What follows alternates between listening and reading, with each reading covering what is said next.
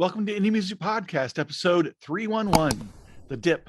Indie Music Podcast now has a Patreon at patreon.com/indie_musiccast. And we invite you to become a member for exclusive benefits. For next to nothing per month, you can get members-only podcast video, early access to upcoming episodes, merch, and more. This morning, Matt and I get together for coffee and discuss The Dip, the cycle of ups and downs in business and creativity. Enjoy the show.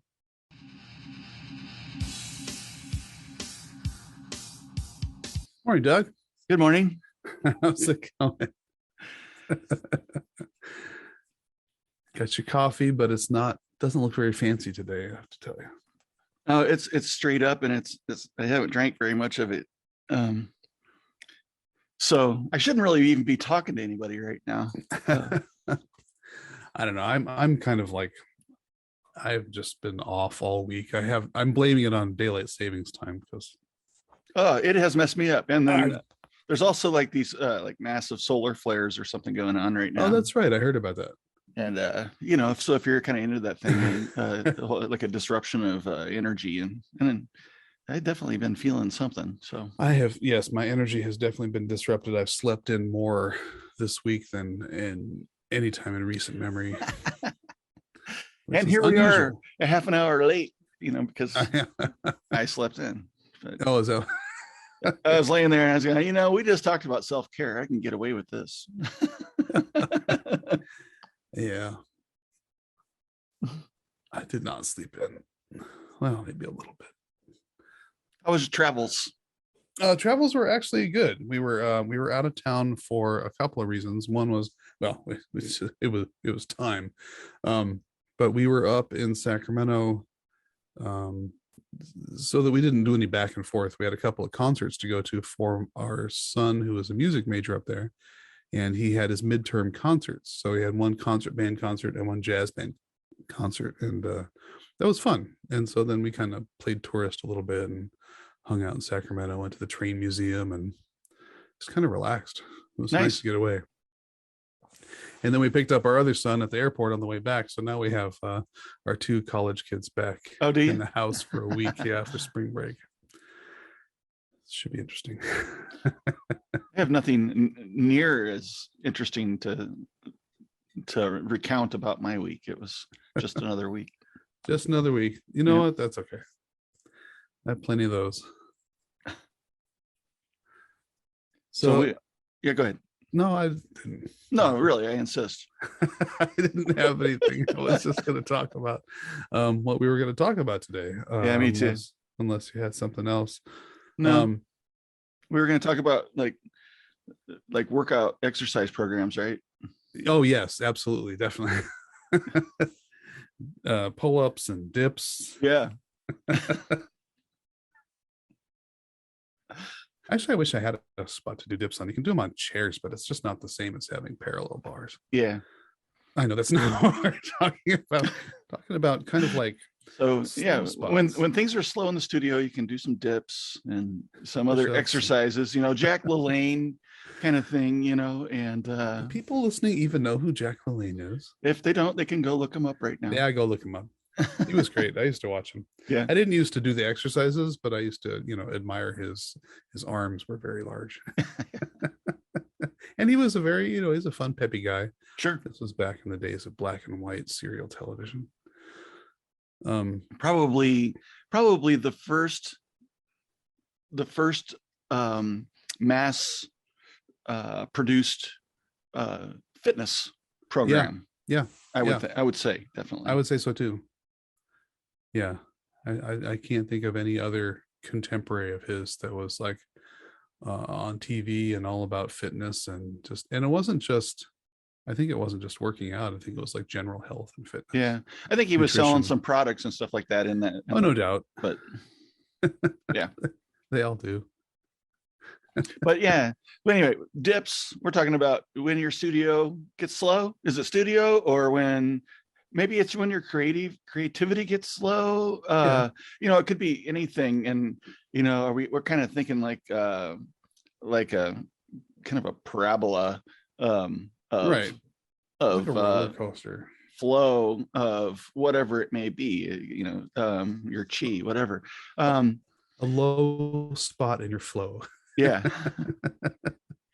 And first I think I'd like to say that I think that's kind of, it's natural. It's Yes. I don't think it's realistic to say that you're never going to have those things, because it's kind of something that's out of your control. There's a lot of outside influences that can kind of impact that. And for me, I'm kind of speaking in the context of studio and Business. work and business. Right. But I think that this applies to a lot of things. I know you mentioned a book in our conversation yesterday or day before that rang a bell with me. I didn't have a chance to go look back on it. I am like almost positive that I read that book, or I have to go look, and I don't remember. Was it The Dip? Was that the name of it? It was The Dip, as Seth Godin, Yeah. and I picked it up at the used bookstore. I didn't realize it wasn't as, I mean, it's basically a brand new copy, but it's not a recent book. It's from about 10 years ago, I want to say. Yeah. So it's very possible that you read it. I'd like to, I think that let's not try to go general first. I think that I'd like to talk about business lulls and downturns first, and then broaden it, if that's okay. Oh yeah. Yeah.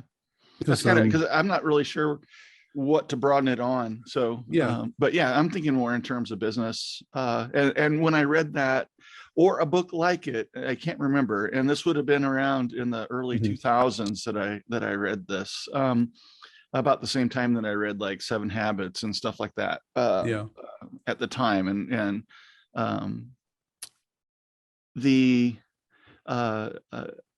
cyclical nature of some businesses, especially like if you're seasonal, is a good example of when you have lulls, when you're out of season for whatever it happens to the product or service that you're doing. So imagine that you are a Halloween business. Right. So at Easter time, if you're not into the Easter goods, then this is kind of a dip point in your business cycle for you. And I think, and that's an expected thing. Now, there's also times where business just dies off, and maybe other things that you depend on, people and their creativity and things like that, are going through whatever cycles that they go through. And sometimes you get everybody that you work with is kind of going through that cycle. And so you've got your dip that you're working with at that point. Right. I think what I'd like to get out of this is kind of talk about, how do you get through your dips? What do you do? Yeah, I think there's a lot to that. I mean, all businesses are cyclical in the sense that there's some boom times and some bust times, and even if it's not a completely seasonal thing, like the Halloween business, where you basically 1 month out of the year is your entire annual income, like or 80 to 90% of it. I mean, people are going to buy costumes year round for one random reason or another, but that's probably a very small percentage. And theoretically, you could offset that by at Christmas time becoming a Christmas business, and at Easter time becoming, what I mean, and just making yourself a holiday store. I don't think a lot of businesses do that, because that's that you're Xing your inventory by however many different complete product lines you're taking on. But I think that there are natural downturns. For instance, I know that June, I think we may have touched on this before, June is a natural downturn for a lot of small businesses, because in June, so many people are focused on, the end of the school year or the end of the fiscal year, or they're caught up in accounting and they're caught up in other things, and they're not doing their normal patterns of whatever they buy during the month. And I just think that there are frequently just kind of like natural downturns. But whatever the reason for downturns, I'm curious to find if we have different answers for how you get through personally, or say freelancer or small business dip. What do you do when business is not coming in? What do you do when you have a slow time? How do you cope with that? I mean, ideally you've saved a couple of months of income as padding to get you through living expenses for those times when you don't have income directly coming in. That's like one of the first things that is recommended that you do as a small business or freelancer, is start saving for those inevitable slower months, right?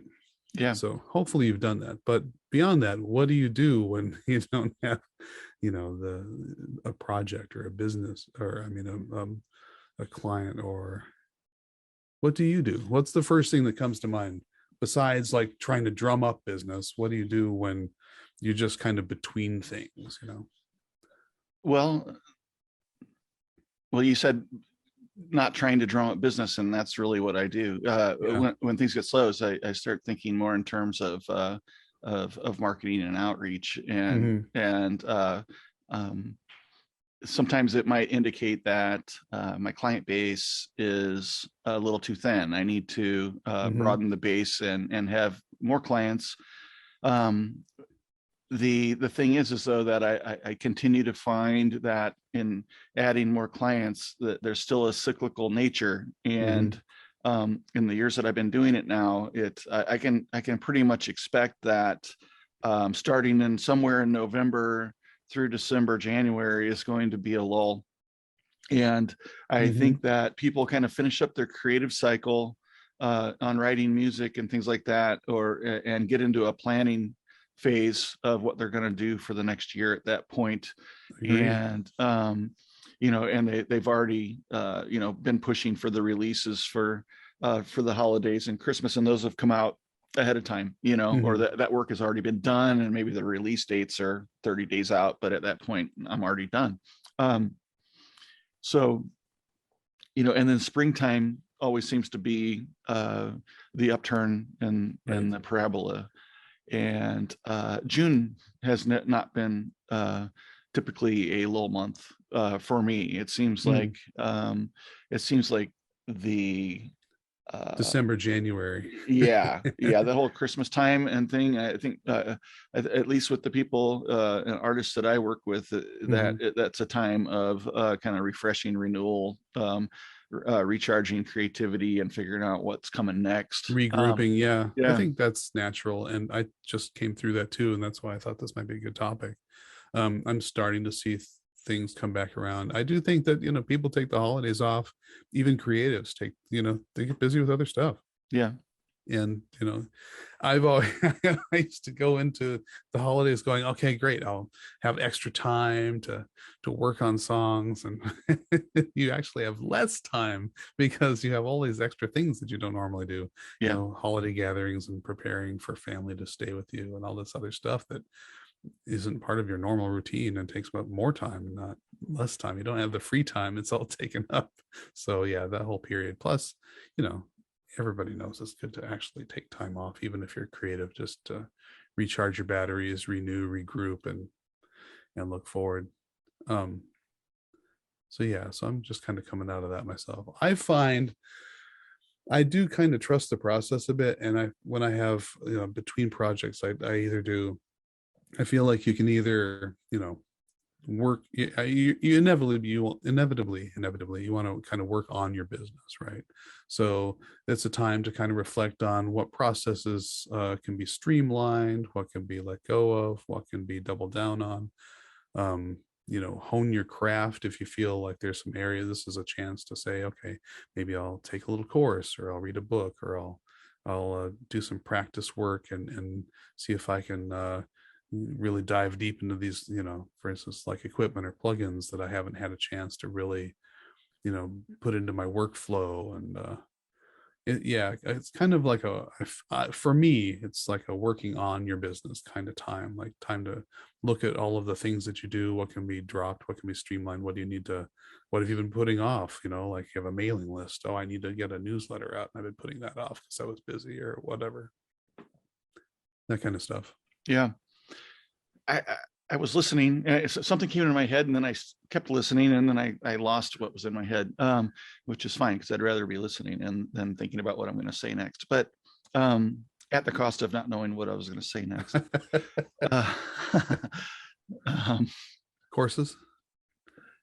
well, the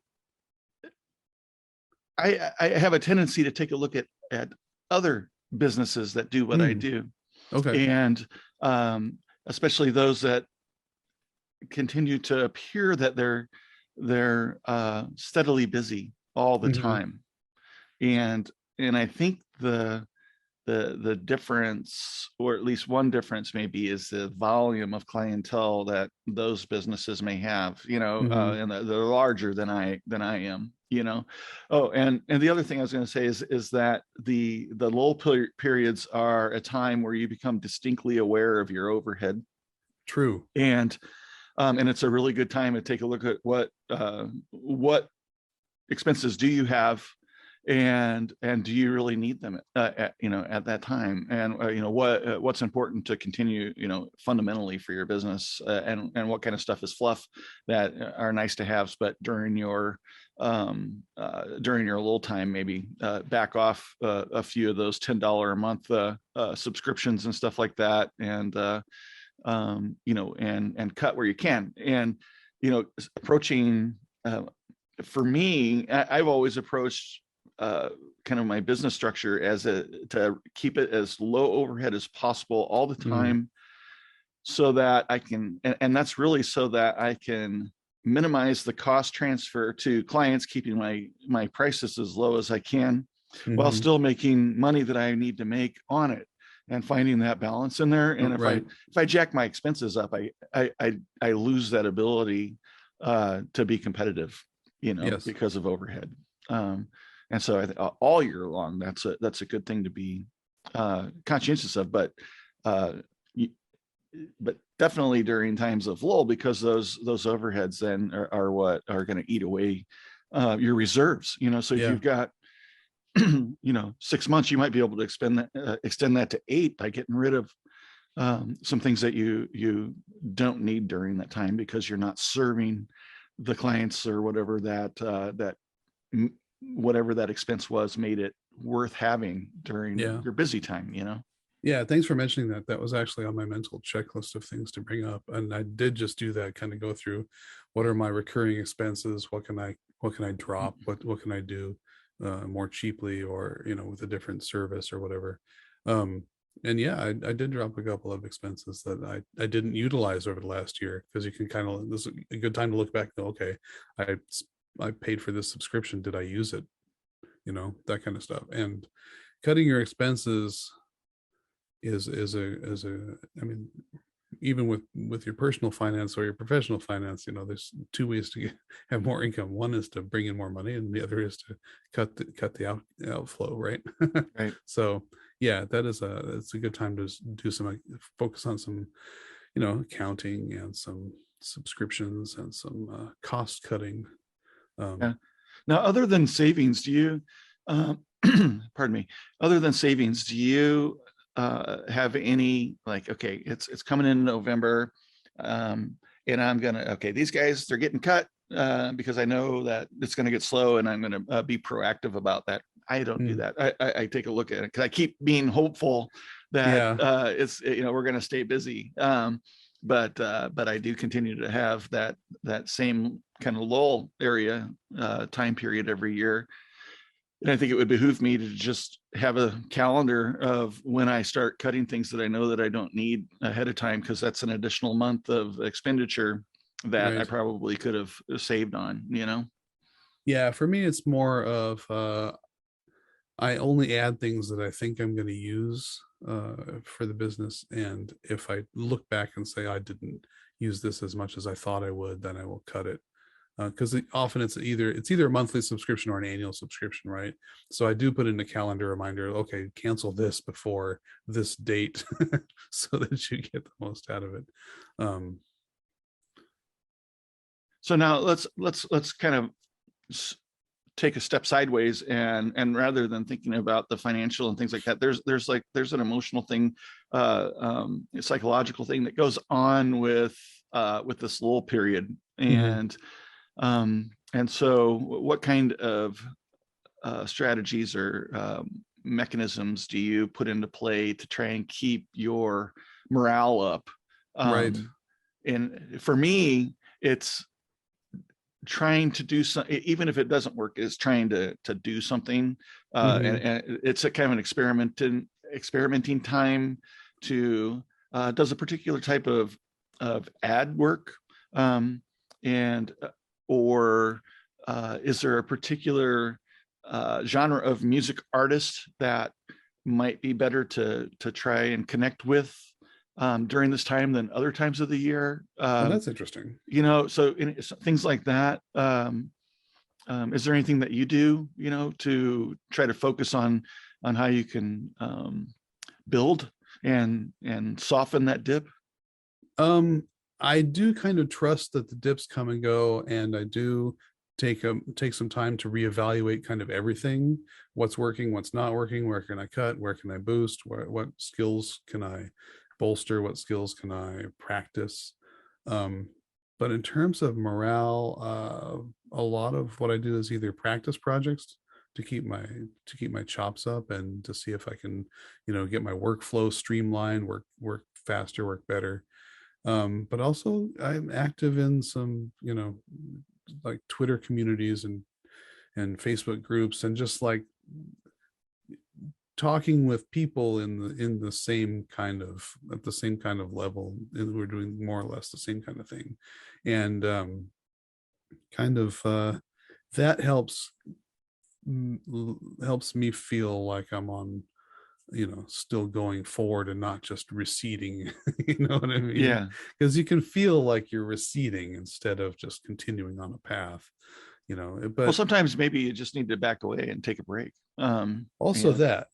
And yeah, the book that you mentioned, The Dip, though, whether it's the one you read or not, but it's the one that I just read, and it's more about, it's less about the cyclical nature of any business or venture, and more about basically the soggy middle of any venture, that area where you're past the bump of, initial energy and enthusiasm that gets you going in the project, and you're in the soggy middle and deciding, okay, should I power through this? And on the other side, this is now the crucible that, gets all of the posers and people who are not that invested in this venture to fall off. And if I power through to the other side, I will now be one of the survivors. And I feel like that's kind of true, not just of any profession, but like even any venture has a soggy middle. I mean, I think we've talked about that before, how that can be like when you can't see the shore and you can't see the finish line. Yeah. You're not really sure where you are, and it just feels like, I don't know where I'm going. I don't know. You have to kind of muster your own energy, and these dips, these periodic cyclical dips in creativity or your business venture can feel like that too, on a smaller scale. And it's not that you feel like you need to quit because it's not working out, which is kind of what the book is about, but it's more like, where do you come up with the wherewithal to to keep going, Yeah. with, and just like trust that there's success on the other side. And that's hard for creatives who are like, I don't know where my next song idea is coming from. I don't know if where my next cartoon idea is coming from. Do I still have what it takes? There is definitely an emotional component to it, whether it's a creative venture or a business venture, trusting that. But if you've done it for a little while, you can kind of look back and go, okay, we've been here before. Right. December, yeah, we went through this last December. If you journal, for instance, you can, or you can possibly even look at your ledgers and go, oh yeah, this happens every year at this time. I can just trust the process. Yeah. If I recall, and at least in the book that I read about this, is that there there was illustrated a really large main trough, but there were other successive in a successful business. In the end, there were many troughs along the way.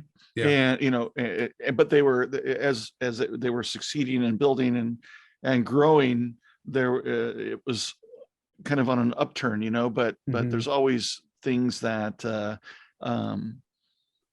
that get in the way of your, always increasing progress and things like that. Right. There's always times where you're backstepping.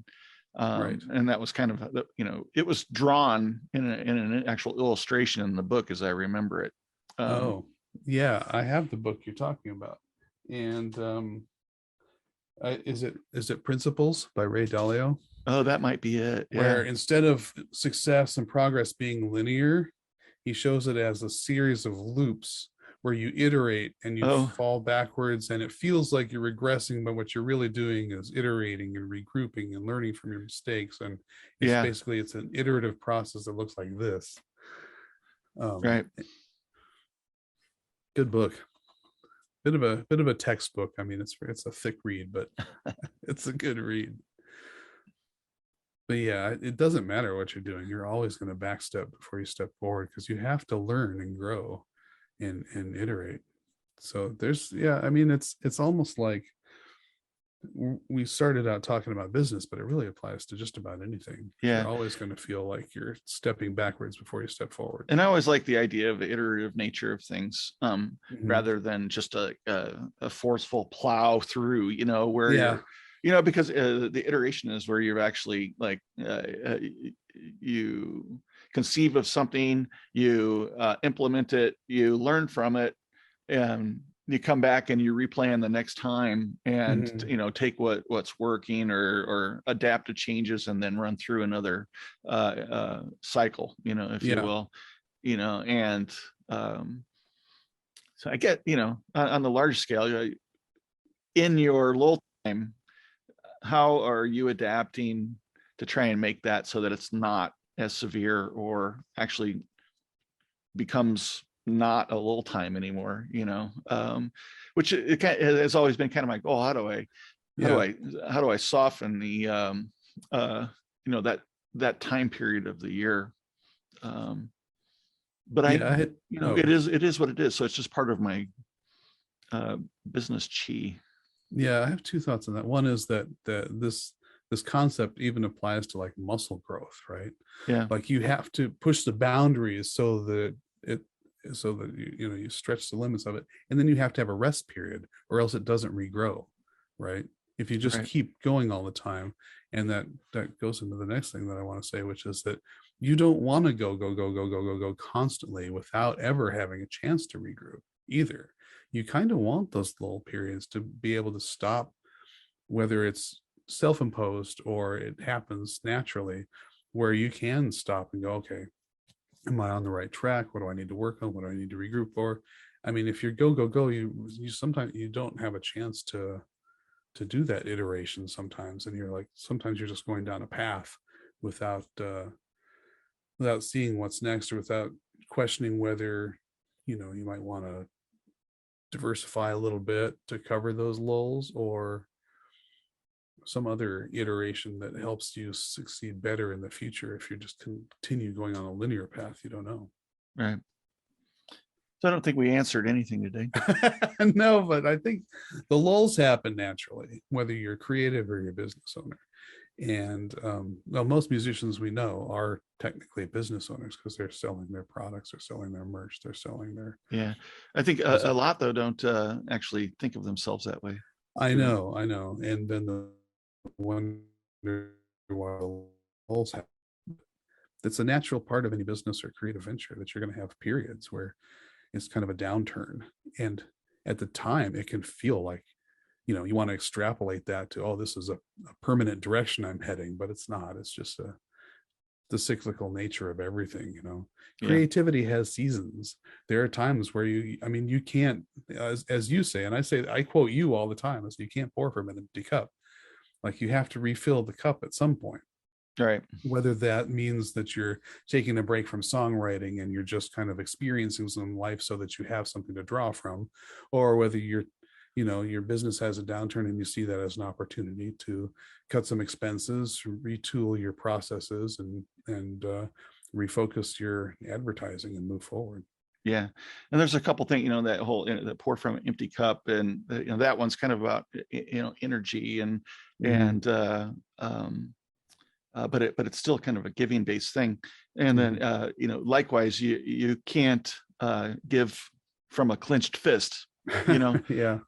so, which is also kind of a giving thing. So a lot of that is, and this actually is kind of a theme that's come up uh, more than one time in the last couple of weeks for me, is in my head. I go, yeah, I'm, you've you've got to give to receive, and whatever Right. that is. And you may not necessarily know what it is, and that you're giving, or what you may receive, and that might be just an energy transfer. Not Mhm. really speaking of like giving money to get money or anything like that. Right. That's not what it's about. But in like relationship building, Mhm. if I am always keeping myself reserved and kind of alone and solo, it's hard to build relationships. But Yeah.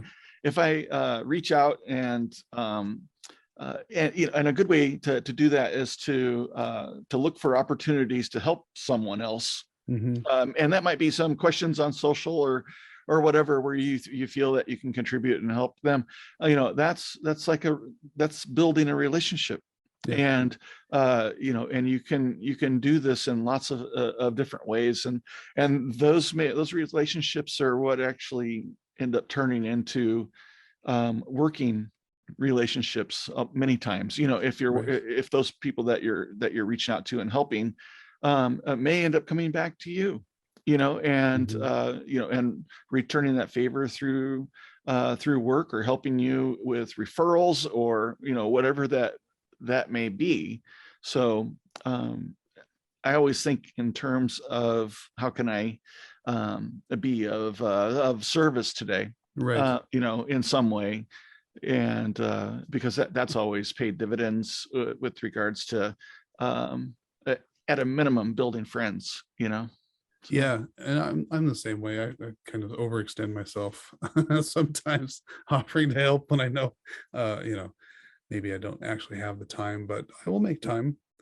But I was just thinking that even relationships are cyclical. Sometimes you'll talk to somebody a lot, and sometimes you'll be busy, or they'll be busy. I mean, even those have ups and downs. yeah, You know, like everything kind of like we has talk a its lot on boom and Saturdays, bust. and then just a little bit during.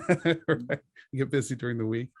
Um, yeah, that happens. Yeah, And it's not something to be you know, to get all anxious about necessarily. yeah, But you have a good point that you have to put yourself out there and extend yourself and be vulnerable and be willing to help yeah. and And that takes a provide. little bit of not caring, and it's Hmm. not caring about others, but not caring if you're vulnerable, or not caring if you get embarrassed in some way or whatever. And Right. it's dropping that, it's that egocentric stuff. Yeah, And ego kills everything. yeah, Ego is the death of everything, in my opinion. And it took me a long time to come to yeah.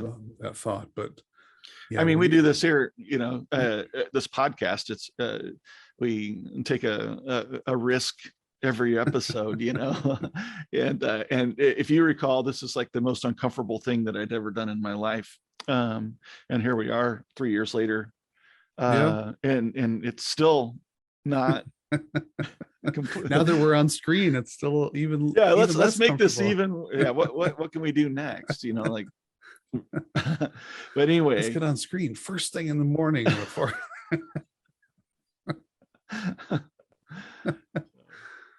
Yeah, I Well, think yeah, there's anyway, listeners, I hope that, and viewers, I hope that we've thoroughly confused you this morning. Because what Matt and I were talking about before we got started is, let's see if we can just really screw their heads up. Yeah, that's it. That was our goal here. I think we've achieved that goal. I think yeah. we've thoroughly confused everybody on a Saturday morning. Yeah, we got listeners and viewers are like, you guys, I really appreciate you letting me know everything that I'm not going to do, and Yeah, I'll take my own road here. So. I'll take my own road. Yeah, I appreciate you putting this out there so that I know I can go some other direction. Yeah. Perfect. Yeah. All right, everybody. Have a great week. Have a great week, everyone. Thanks for Cheers. listening. Peace.